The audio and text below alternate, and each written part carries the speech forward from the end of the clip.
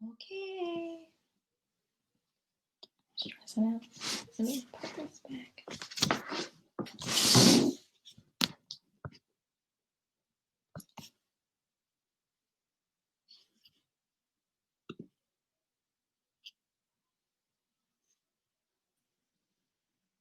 Hey there. Hey! I was like freaking out. I was like, we got to get in here. But I know. now it makes sense. How are you? You look beautiful. Thank you so much. You do too. Thank you. So, okay, before we start. So, what do you prefer to be called? Dr. Rowley, like row your boat. Yep. I got your last name. So, just in terms of the conversation, Alicia or Dr. Rowley? It doesn't matter. Okay. Yeah, Okay. I mean, you can introduce me as Dr. Rowley, and then you can call me Alicia throughout. I don't care. Okay. Perfect. Yeah, I'm excited. There's been some good conversations going on. So yeah. I got to keep up with the chat because I want to make sure that I incorporate. Matter of fact, let me just email. So event session. Let me see chat. Okay, here we go. Event. So session. Okay. Yeah. Okay. Yeah, I need to do the same, and then just make sure it's engaging and people, get the most out of it. Okay. So let me see. I don't see Dr. Let me just see where she is. Okay.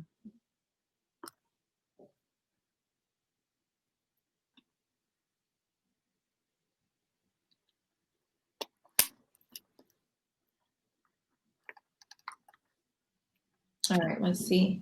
She probably will respond in a second, and then. Now, do we start at 1:15 or 1:30? 1:15. Oh, we do. Okay. Yeah. I was like, okay, 1:15, and then I thought we could get in at 1:10, but this is perfect. And they gave me like a bunch of kind of questions.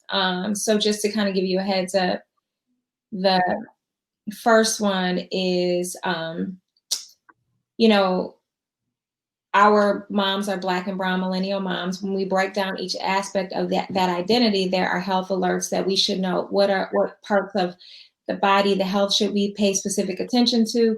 And so, as it relates to mental health and things of that nature, we'll dive into that. And then Dr. King can speak to, the bodies and all that other good stuff. Okay. So let me see where she is. Mm-hmm. Let me see if I minimize. No, I don't see her. Hold on.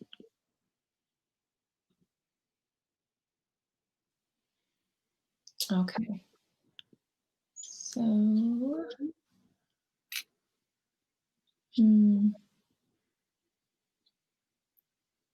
nope, I don't see her yet.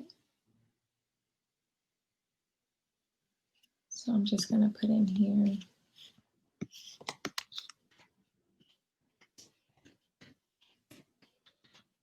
The session is just open, so they'll be here. They're on their way, it looks like. But I got to get Dr. King.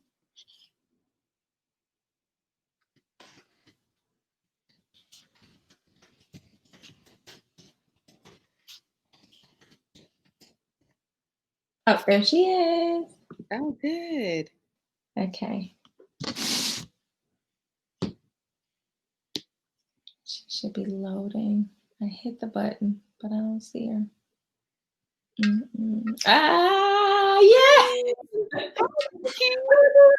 I'd be so excited to see folks. Like, y'all pop up, it's like the best thing in the world. I'm like, are people watching us yet? I need to prop my computer up. I realize it's a little too low. Yeah, I think, and you can make adjustments. I think they're coming in now, so let me just maximize it too.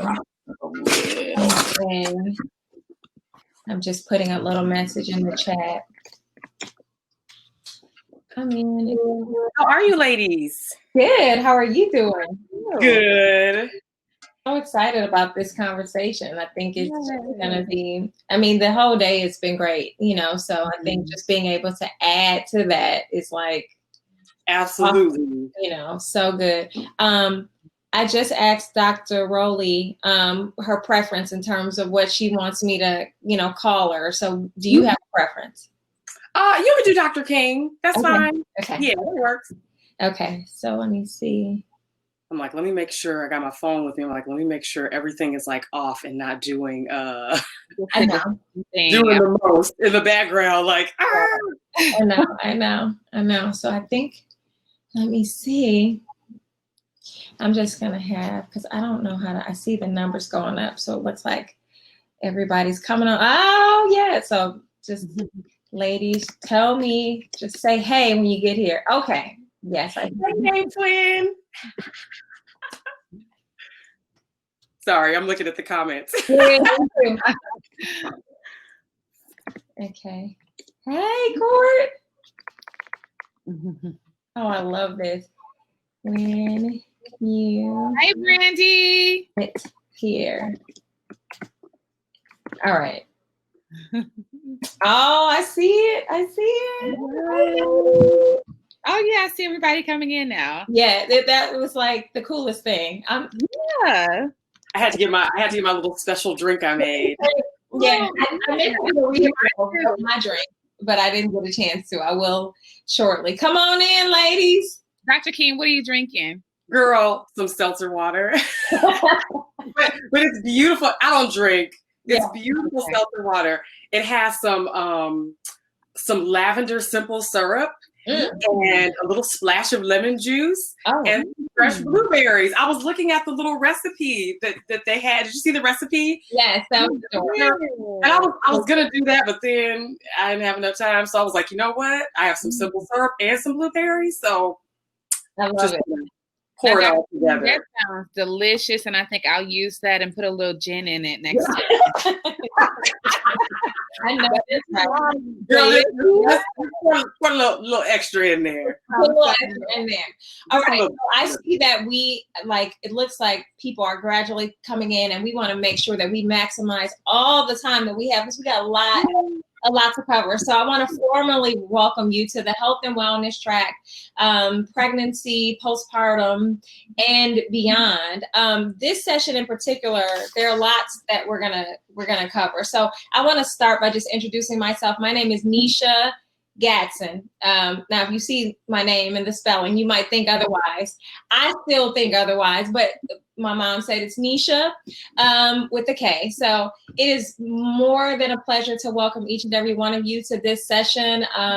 My heart is just filled today with everything that District Motherhood is doing by way of the Momference. And let me just say this, if you've never participated in a Momference, like physically been to a Momference, this is just like a snippet. And this is so good already, but this is just a snippet of what you get in person. And we know that Auntie Rona came and messed up everything this year, but how many of you know that delay is not denial? Next year, we are coming together and we're going to be able to hug each other in person, because we get together, we have a good time. That's still going to happen in 2021. So I hope that you all are ready. But right now, we have this opportunity to have this dialogue and conversation. And if you know me, and if many of you have seen me moderate before, it's all about just a good down home conversation. There's no, arrogance here. We are women that are wanting to give of ourselves to you all. So there's no conversation or no question that's off limits. So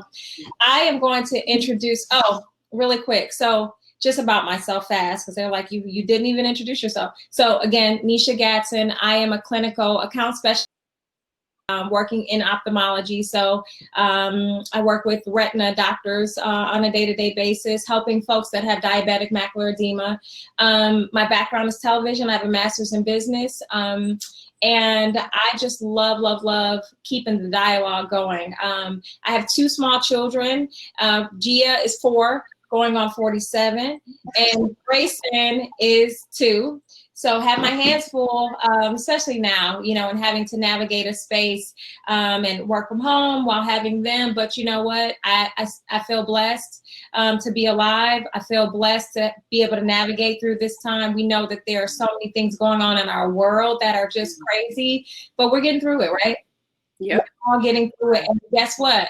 As melanin people, we are the most beautiful, resilient folks that there are. And so we know that there's nothing we can't overcome. And so I'm excited to navigate through this space that hopefully will propel our country forward and allow us to be better, right? Okay. Absolutely. So now to our beautiful, beautiful, beautiful panelists that are going to share with you today. First, I want to introduce Dr. Raleigh, which I'll just share something about her in a second, but I want to read you her bio. Dr. Alicia Raleigh is a psychotherapist specializing in her work with multicultural individuals and families in private practice for over 13 years. She also trains future counselors as an assistant professor in the Department of Educational Leadership and Counseling at Florida A&M University. Dr. Raleigh is driven by her passion to encourage bold, honest conversations, to uncover normalized dysfunctions, and encourage others to seek help for mental health. Currently, she spreads her message as a speaker, consultant, educator, and visionary of the Master the Mind podcast with Dr. Alicia Raleigh. I got it all? Yeah. You know what? Row your boat. Rowley. Rowley. But that was beautiful. Thank you so much. Beforehand, Dr. Rowley. Yeah. Okay. And then I'm going to now introduce Dr. Kiara King. With 15 years in the medical field, Kiara King, a board-certified obstetrician gynecologist, has made a tremendous impact as a women's health expert. She has wielded her presence as a social media influencer and used her platforms to bring awareness surrounding women's reproductive health issues to the forefront. Dr. King is a highly sought-after health communicator, speaker, and content creator. Her mission is to educate women as they can live empowered. So let me say this before we just welcome these ladies. You know, when we had like a little tech rehearsal with Dr. Rowley and Dr. King, and I just felt like so emotionally overwhelmed to be able to share a space with such amazing women, with your backgrounds, with your influence, but also when can you say that you've ever been able to sit and have a conversation with a psychotherapist and an OBGYN? Like a real conversation in this setting. I say never, never. I've never had this beautiful opportunity. So I really hope that we take advantage of this time. And again, I want to say to you ladies, thank you. Thank you so much for being here. So let's dive into one of the questions, and then I'll let you guys kind of take it over from there. Our moms, our Black and our moms are Black and brown millennial moms. When we break down each aspect of their identity, there are health alerts that we should note. What parts of our body and our health should we pay specific attention to as it relates to pregnancy, postpartum bodies, general OBGYN health, and we know during this time, our mental health is paramount, right? So Dr. Rowley, can you kind of take us in, and then we'll go to Dr. King? Absolutely. And I'm so glad to share this space with you ladies. I'm glad that it's a nice, relaxed environment, because this is a tough topic. Postpartum has levels to it. And I like to think about baby blues being the first level, because baby blues is almost like, well, when you have a baby, it's like the fourth trimester, essentially. You are still experiencing so many things in your body that are a lot like that third trimester. You know, you watch the movie and you get emotional. Well, if you compare it, it's like, you know, the first time you put on those jeans after you have the baby and you start crying because you realize you don't have the snapback like the people on the social media, you know, show themselves, or you still look a little pregnant after after you've had a baby. And so that can be an emotional experience. It intensifies when you think about postpartum depression. Postpartum depression can really, if anybody's a fan of Insecure. Does anybody watch Insecure in the chat? Please give me an Insecure in the chat. Let me just tell you how they're stressing me out this season. Okay, so if you watch Insecure, though, there is a character that just had a baby that really is a good depiction of what postpartum depression looks like. It's that disconnection between mother and baby, no desire to really connect, and using the help, as a means of disconnecting with the baby, not having a desire to interact. And then you have postpartum psychosis, which is even more serious. And postpartum depression, another part of postpartum depression that I want to highlight is those intrusive thoughts.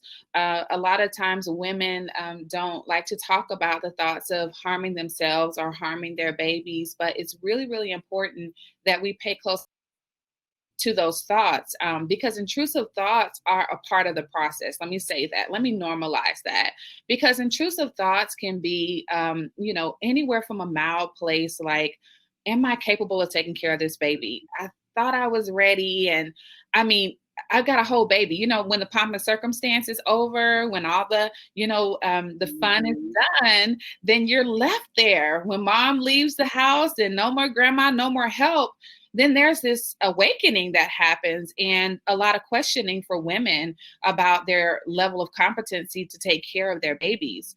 And so, I would say the most intense part of postpartum is that postpartum psychosis to look out for, because that's the part where, many mothers, experience this, and it's a bit extreme where they may be hearing voices about saying, telling them to do something negative or something harmful to themselves or the baby. And those are some of the key points to look out for. What about you? Just adding to that those are things that we are telling patients even before they deliver. We should be having those discussions if they're not.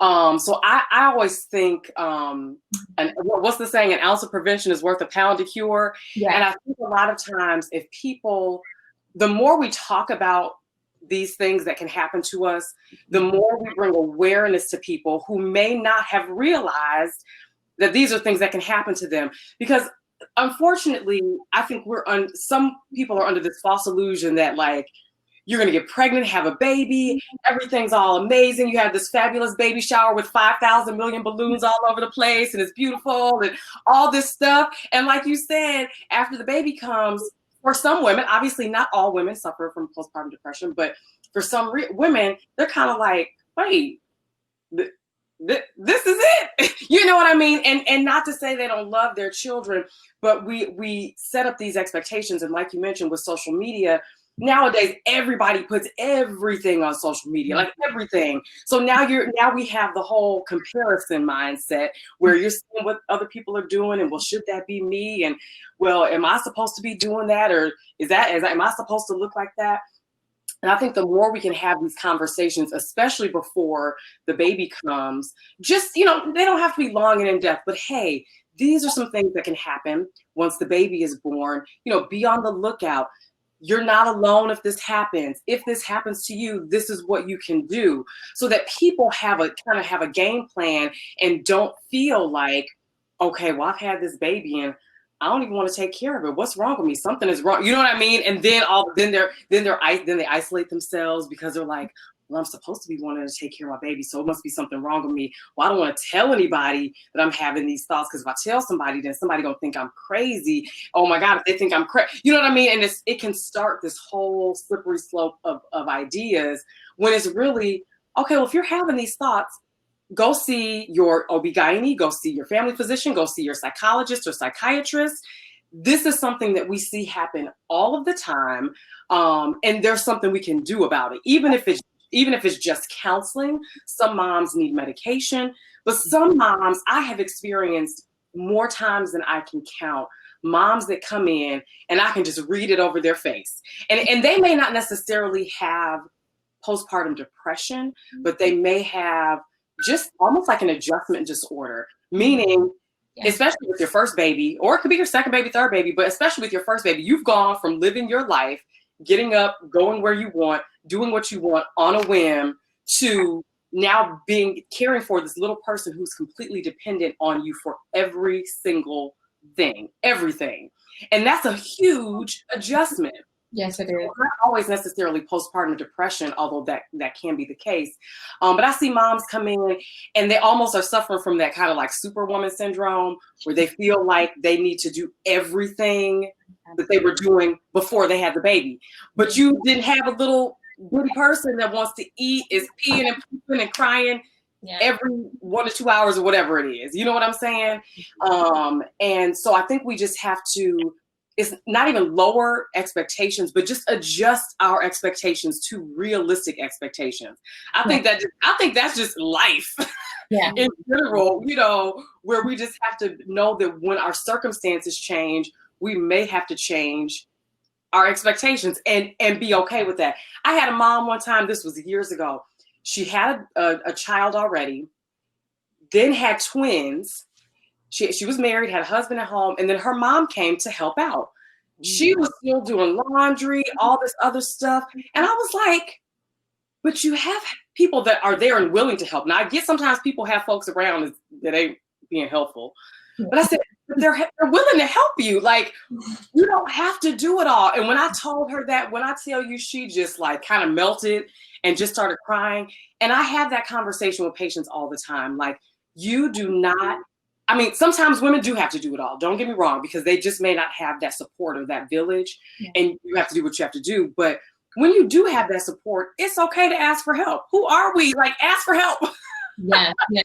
I think you said something that was really powerful, and you can see the chat is like blowing up, because the notion of superwoman syndrome is real, right? Like, we just feel like we have to carry the world on our shoulders. And I think that lends itself to the point that we talked about during our tech rehearsal.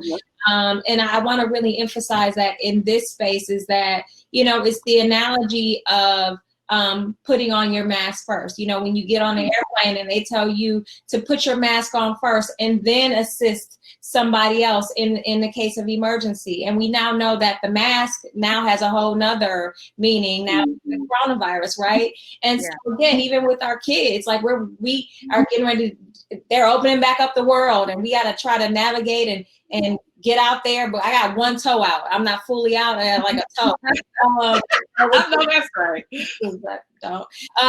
But we're trying to get out there and, you know, putting the kids' mask on first. But I'm here to tell you that from today moving forward, we have to put our mask on first. We cannot be there and be present for anybody else without putting our mask on first. And that's even in the postpartum stages. I remember, and I'll just share this story. After I had my son, now when I was pregnant with my son and in delivery, I had a respiratory infection, really, really bad, like coughed the entire labor. It was awful. And it was just my husband and I, as we don't have any family in the Maryland area. And so my daughter was staying with a family friend, and she got an ear infection the day that we had my son. So my husband was like, let me go and get her and be with her. So then I'm just in the hospital by myself with my son. So I remember the nurse coming, and she said, I can take him, and so you can rest, and I can just bring him back for you to nurse him. Let me tell you something. With my daughter, I was like, no, I got her. I'll just have her. No, I don't want to send her off. That nurse said she was coming to get my son. I was like, what time you You're ringing the bell. Like, I can wait and bring him back at the last moment before, you know, when you have to nurse him. I said, please do that, because I knew I am no good for him. I have a respiratory infection. I just delivered. Take him, ma'am. I got my whole life with him. It's fine. You enjoy it. So I think it's us having a realization. But somebody said in the chat something that I thought was really powerful. She said, sometimes we feel like we don't have environments that will allow us to get these things out. And so that's why I think, you know, Dr. Rowley, you're so necessary for folks to really have these conversations, and even finding a quality OBGYN so that you can get this stuff out. My OBGYN is at a hospital an hour away from my house. African-American, Dr. Davis at Sibley Hospital. Guess what? I drove there an hour back, just because I knew that it was imperative for me to find somebody that would advocate for me and be for me. So there's a question that somebody said, Dr. Rowley, for you, and that is, when you have these intrusive thoughts, how do you get them out? Well, there's a couple of things that caught my attention, and to talk about along with that as well, because we got to go back to that superwoman syndrome. See, what happens with us is that we normalize generational dysfunction. So what happens with us, we see our parents do a certain thing a certain way, and then we just think, oh, this is the way that we have to do it. We have to overload our plate. We have to be working. We have to be the best, Patty Perfect and cooking and doing all these things, when we don't talk about the fact that we're changing babies' diapers and we're changing our own diapers too when we first have those babies. It's not a pretty picture. So what happens is oftentimes I tell a story to my students when I am teaching them about digging up some of those cultural messages that really do contribute negatively to our mental health and cause intrusive thoughts. So there's a story about, and I didn't, this is not mine, so I don't know where it came from, but I've been telling it for so long, it might as well be mine. So there's a mom and a daughter, and they're cooking in the kitchen. The mom is making a ham. She cuts the ham in half and throws half of the ham in the trash can. And the daughter says, well, why do you do that, Mom? She said, well, that's the way my mom taught me. That's the way I'm teaching you. The end. Well, grandma walks past the kitchen and says, well, and the daughter says, well, grandma, why do we cut half of the ham in the trash? And she says, well, we never had a pot big enough. So we don't even think about the fact that because of years of oppression of people of color, so many times people are just doing what they have to do to get by and not honoring what they're feeling on the inside. Yep. So with those intrusive thoughts, that stinking thinking, a lot of what Dr. King said about getting in front of the situation, just like we pack our bag, our hospital bag, to go give birth, we've got to pack some brain food, pack some positive affirmations. Tell yourself, I'm doing the best I can. I am a good mother. I was chosen for this baby for this time. You have to remind yourself of the truth, and you have to practice it just like we practice it, because the intrusive thoughts will practice themselves if you let them. And so they continue to grow their seeds, and you have to uproot those seeds before they become trees. You know what I mean? So that would be my answer to the question. That's so good. That's so good. Dr. King, I want you to speak on that, but there was also a question that somebody asked about, she said, is there a thing that happens with miscarriage and postpartum as well? So address that, and then can you speak to that for her? Wait, which one you want to do first? The miscarriage one? Yeah, you go ahead. Right. Yeah. So I think anytime there is a pregnancy and a pregnancy loss, there is absolutely the possibility of having depression, a grief disorder, adjustment disorder. There's lots of what we call the DSM, criteria, but there can absolutely be depression or a grief reaction after a miscarriage. And I tell people all the time, I am a gynecologist. Like, I see patients for an annual exam, and here we are 45 minutes later after a 15-minute visit talking about whatever, because in our community, a lot of times people don't have the outlet. And as a Black woman seeing Black patients, at least at my last job, I'm like, they need to see somebody like like them that cares about them. Yes. But so I tell them all the time, if you've had a miscarriage, if it was 6 weeks, 10 weeks, if you've had a stillborn at 39 weeks, whatever, it is like grieve, and most of the times, obviously there are unintended pregnancies, but a lot of times patients are coming with intended or planned pregnancies. And to lose that pregnancy is traumatic, regardless of the gestational age.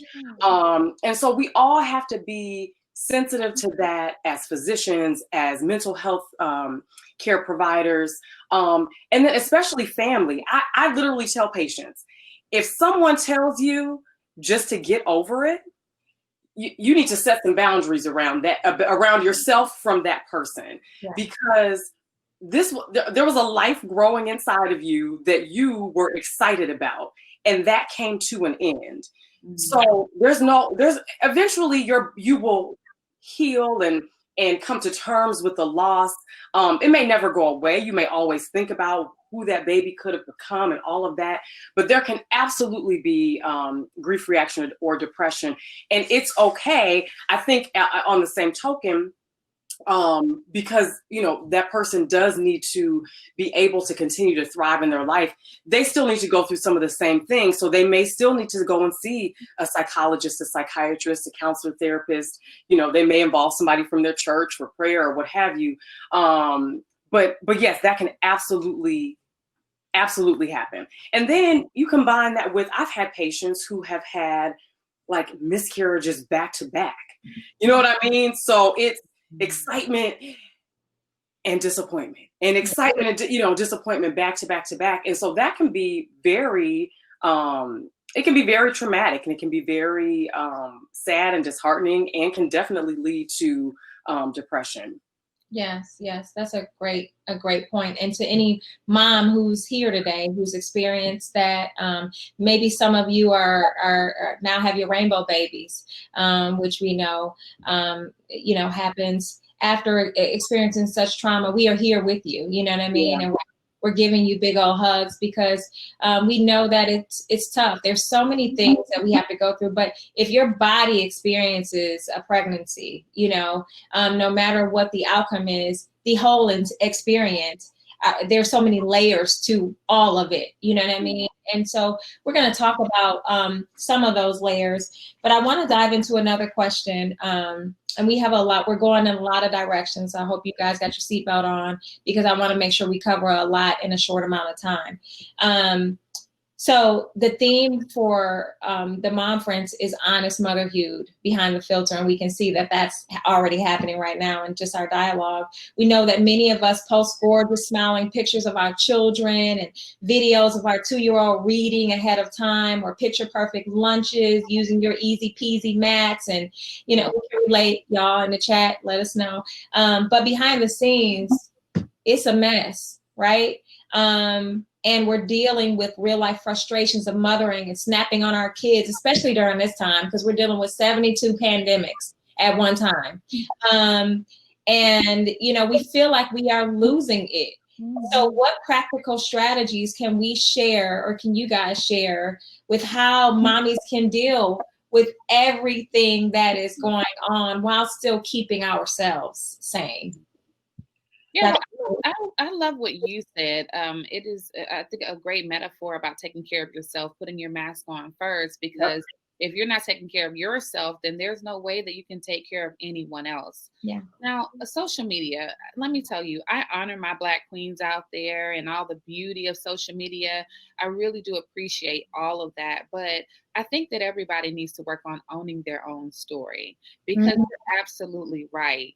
The pictures, they look nice. The family photos, they look nice. But I'll tell you, I had an experience with social media about 10 years ago where, you know, I had to take a break for a while, because it was really alarming for me as a mental health therapist and confidant to friends and so on. And I knew what was happening behind the scenes. And it really kind of freaked me out to see someone, you know, post this beautiful, happy picture and talk about their husband being so wonderful and all those things.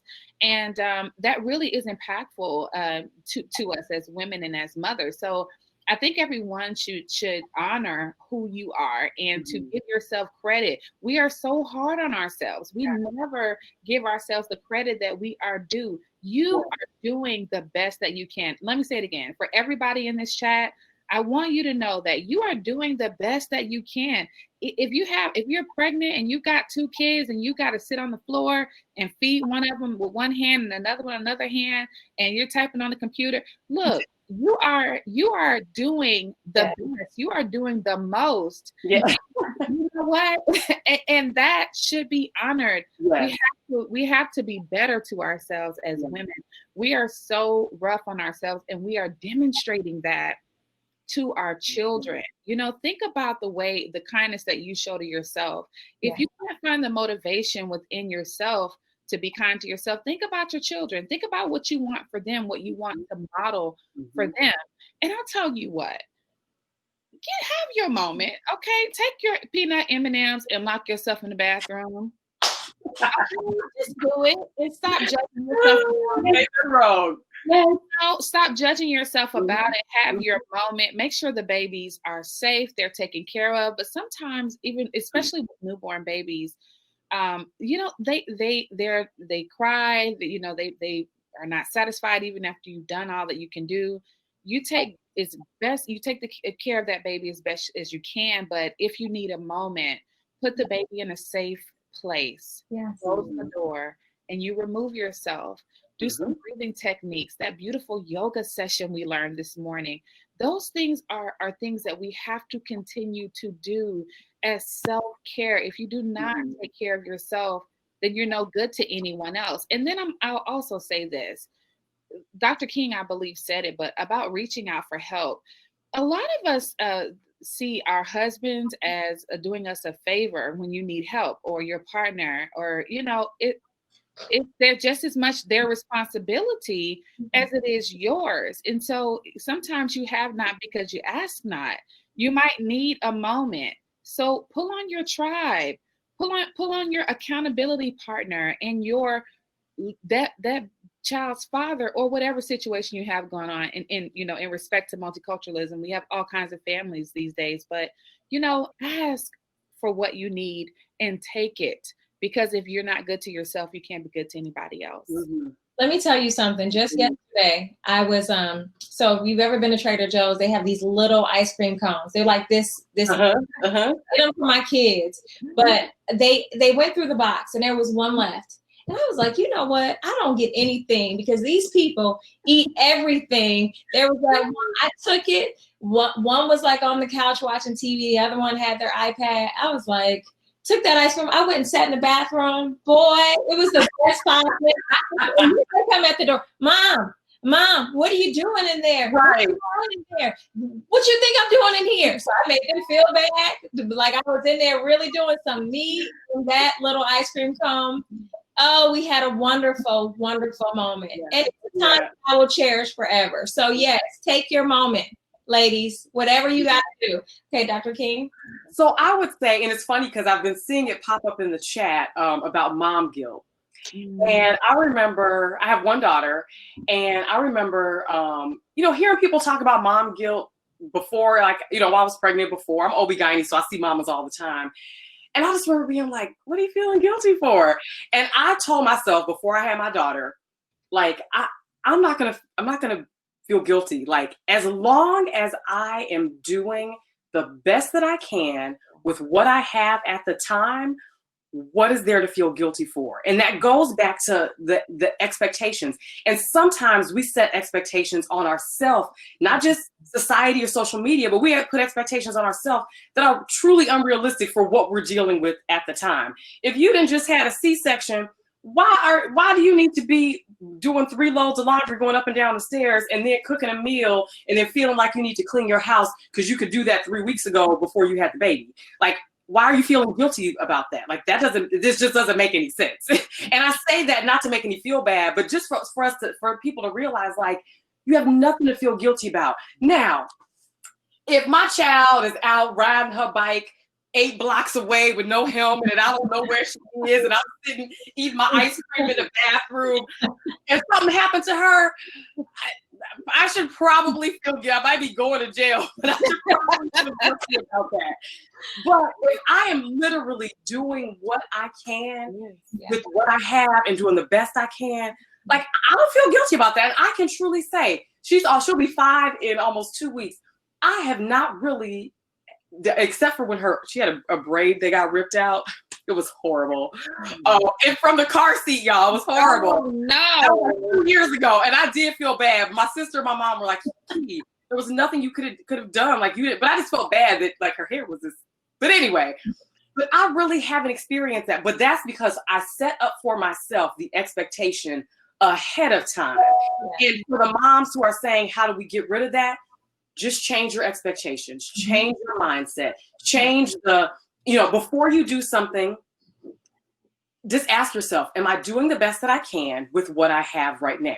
Mm-hmm. If the answer is yes, just let go of the guilt. Just be like, I'm doing the best I can.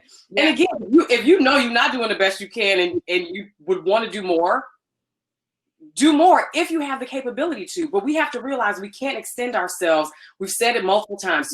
We have to put on our mask first. I always say you can't pour from an empty cup. Right. If you just keep pouring and pouring and pouring into everybody else, there's going to be nothing left for you. So it's okay for you to create boundaries for yourself. Things that I do that I don't feel guilty about. My daughter will be like, it might be a little bit later in the evening and we're getting home from somewhere. Can I have oatmeal for dinner? You know what? That sounds like a great idea. Oatmeal has great protein, has an excellent amount of fiber. You want some blueberries in there? There's some fruit. Oh, we're going to have some veggie straws on. Fine with me. Like, I'm not like, oh my God, we didn't have a 25-course meal.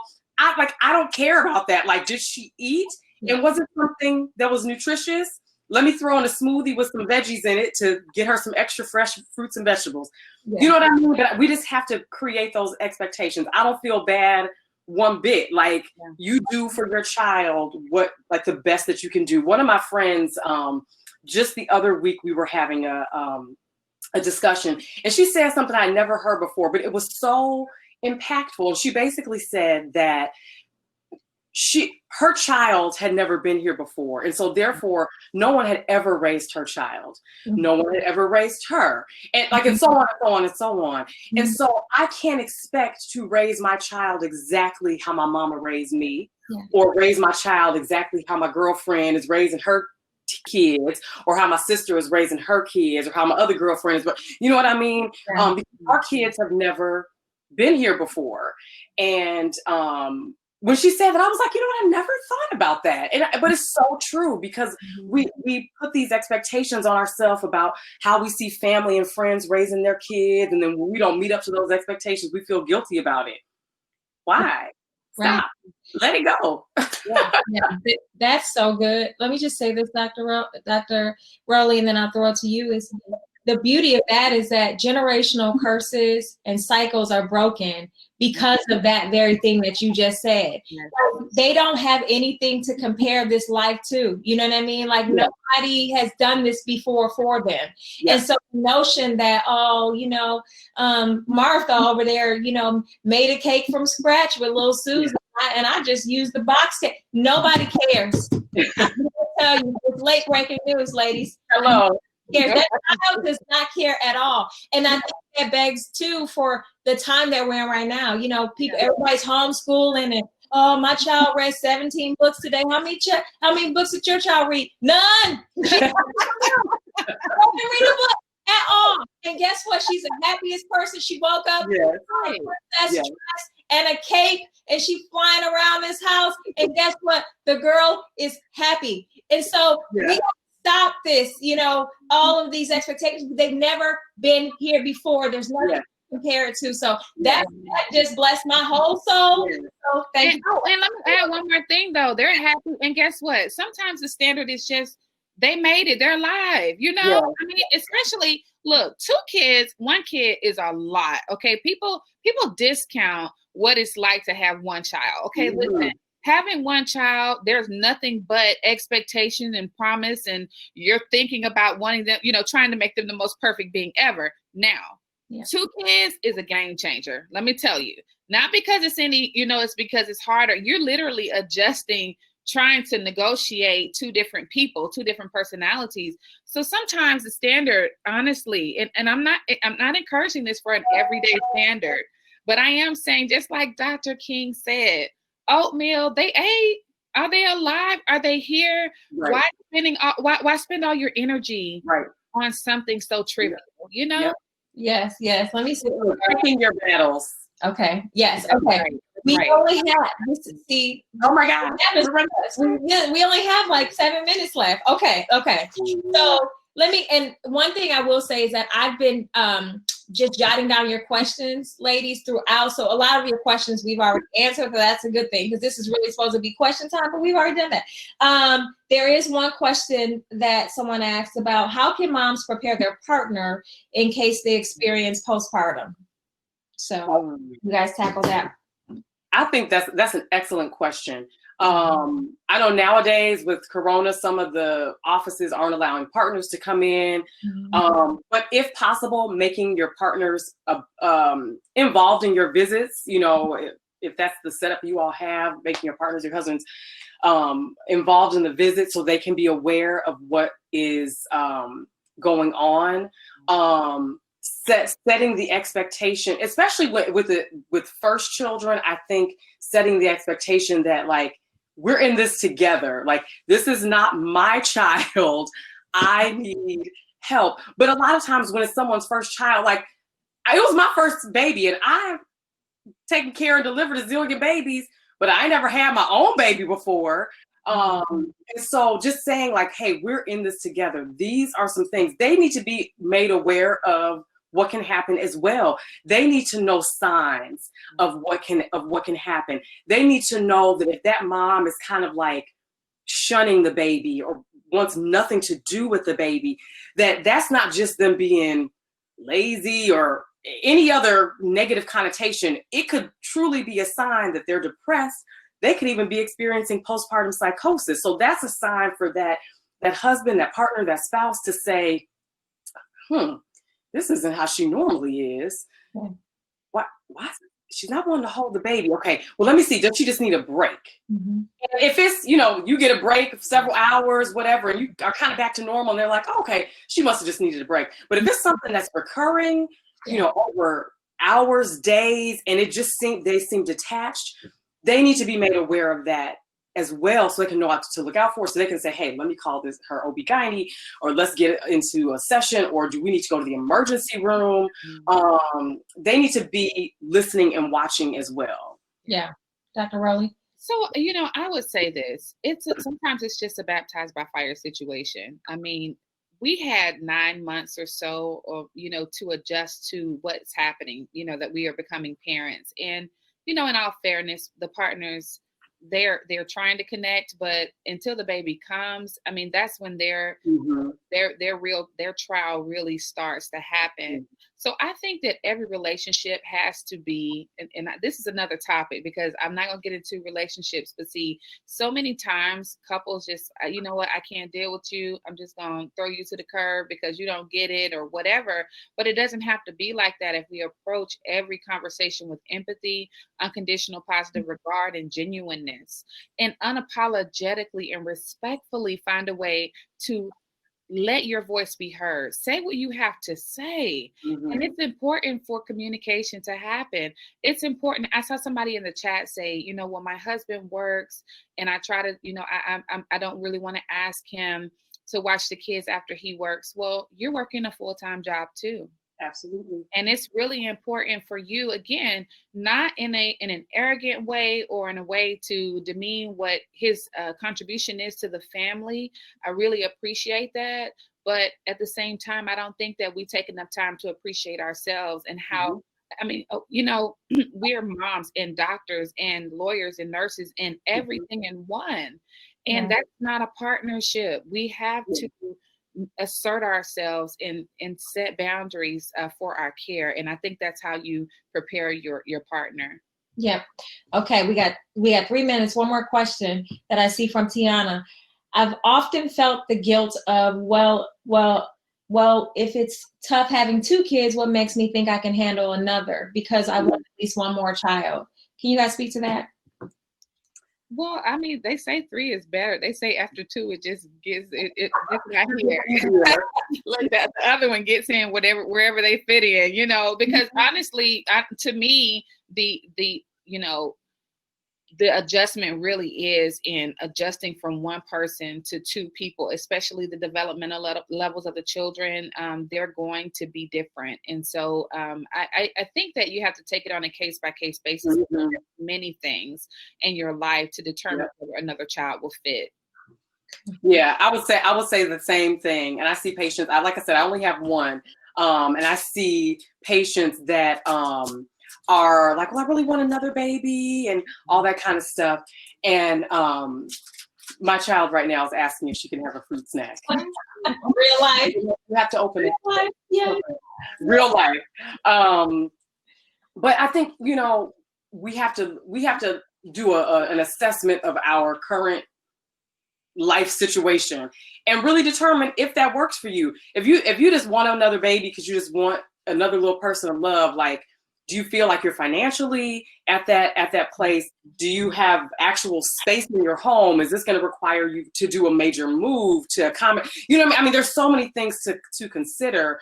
I grew up, I'm the youngest of three, and I know we drove my mama all the way crazy. We were kids. We were like fighting about everything. Who could drink out of the purple cup, like just crazy stuff. So I mean, I think the more you have, there is going to be more required of you. There is no doubt about that. Yeah. But you know what you have left to give, and only you know that. Yeah.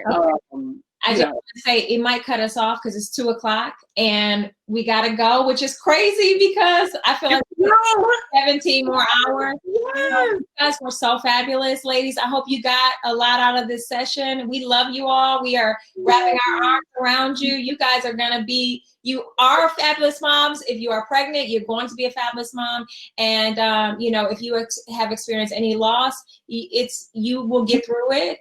And big things are going to happen for you. Trust and believe. And so we love you guys. Dr. King and Dr. Rowley, where can they find you on social media really fast? I'm sorry. Go ahead, Dr. King. Sorry, I'm at Dr. Kiara King, just DrKiarra on Instagram, Twitter, Facebook, everything. Okay. I'm on Instagram, masterthemind_Dr. Rowley, ROWLEY. Row your boat, Dr. Rowley. I got it. It just took me a few days. You know, mom brain. You know. That's right. I get it. And I am Nisha Gatson, spell KNYJA, Gatson, GADSON on all social media platforms. All right, ladies, we love you guys. Hi, thank you so much. Momference Digital Conference. Thank you. And the next session starts in 5 minutes. So run to the bathroom and get back to the computer, okay? Tune in. Bye. Bye. Nisha, thank you, Dr. King. Thank you, Nisha. Thank you, Dr. Rowley. Thank you guys. You guys are fabulous, which I knew you would be. And I'm going to keep in contact with you both on social media as well because, listen, I feel like I got a little therapy session in today myself. I got notes and everything. I'm like, get me all the way to the But see, and that's why I love this stuff because it literally, the more and more you talk, the more people are like, oh, yeah, it's not just me. And I tell that, like, I wanted to say when we were talking about miscarriages, that I tell moms all the time, like, you are not alone. I said, unfortunately, not everybody is talking about their miscarriages. So while you think everybody popping up pregnant, you're like, why can't I just be pregnant? Blah, blah, blah, blah. It's a whole slew of mamas that have had miscarriages and they just haven't talked about it for whatever reason. Yeah. And so you then feel alone and isolated at a really tough time, which makes it feel even more terrible. That's what I say to District Motherhood and the Momference. Like what they have is so uniquely special because we get to have these conversations, and some of them are jovial, some of them are uncomfortable, but we leave changed because we got out. Yeah. Need to get it out or just hear somebody talk about the things we never talk about. So it's so great for this platform. I know. I'm like, we can just keep going on and on. Ladies, I love y'all. Love you. All right, love you guys. All right, have a good one. Have a good Sunday. All right. Bye. Bye. Okay. Okay.